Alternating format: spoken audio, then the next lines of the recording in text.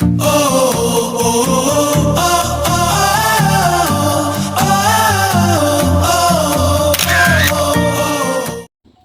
good morning guys. Andito tayo sa ating bagong property dito sa Calawag, Quezon. So, ito ay 3.4 hectares. Ayan.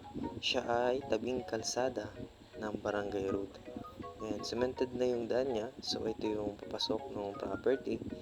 At ito nga ay flatland. So, yan ang mga laman niya. Puno ng saging, niyog. Ayan, itong bahay na to, yung bodega niyan, ay kasama sa binebenta ng property. Kasama na po yan. So, puntahan po natin doon sa unahan pa, yung dulo ng property. Ayan po. So, makikita nyo naman po na maganda po yung lupa niya. Patag po. Tsaka ito po ay malapit lang po sa kalsada. Ayan po. So, ang papasok po nito ay nasa 2 kilometer lang po siguro mula po sa National Highway. At from town proper naman po ay less 15 minutes po siguro or wala pa po.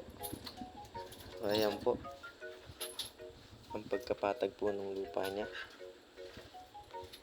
Ang title po nito ay maayos po. Clean title po siya. So, ayan po yung paligid niya. Maganda po. Kung pwede kong hanap niyo po ay for retirement, ay pwede po ito. For vacation po, ayan po. So, puntahan po natin yung unahan pa po ng property.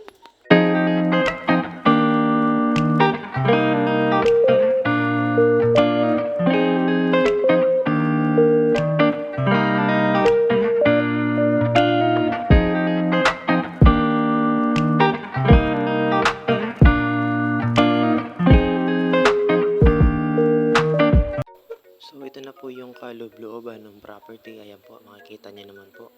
At ito nga po ay overlooking po siya sa dagat ng Calawag po. Calawag, Quezon po. Ayan po. Makikita niyo po dyan yung overlooking po talaga. Kitang-kita niyo po yung kagandahan ng dagat ng Calawag. So, ayan po. Ayan po yung puno po ng niyog. Marami po siyang tanim na punong kahoy. Ayan po. May maliliit pa pong niyog na bagong tanim po dito na pwede pong pagsimulan ng business po ninyo. Ayan po, malapit na po natin mga tayong. Ayan po yung overlooking po. Ayan po yung dagat ng Calawag, Quezon. Ayan po.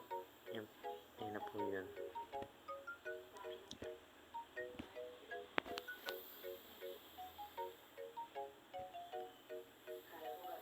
So, hanggang yan po ay sako pa rin po ng property na 3.4 hectares po. Ayan po, ano po.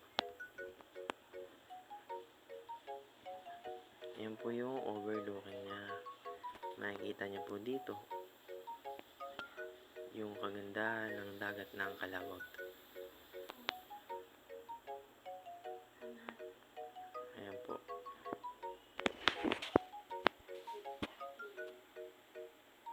So, ayan po yung.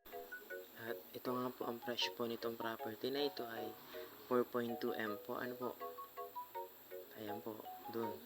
Ang ganda po niyang property na ito. At papaliparan po natin ang drone para mas makita niyo yung buong property.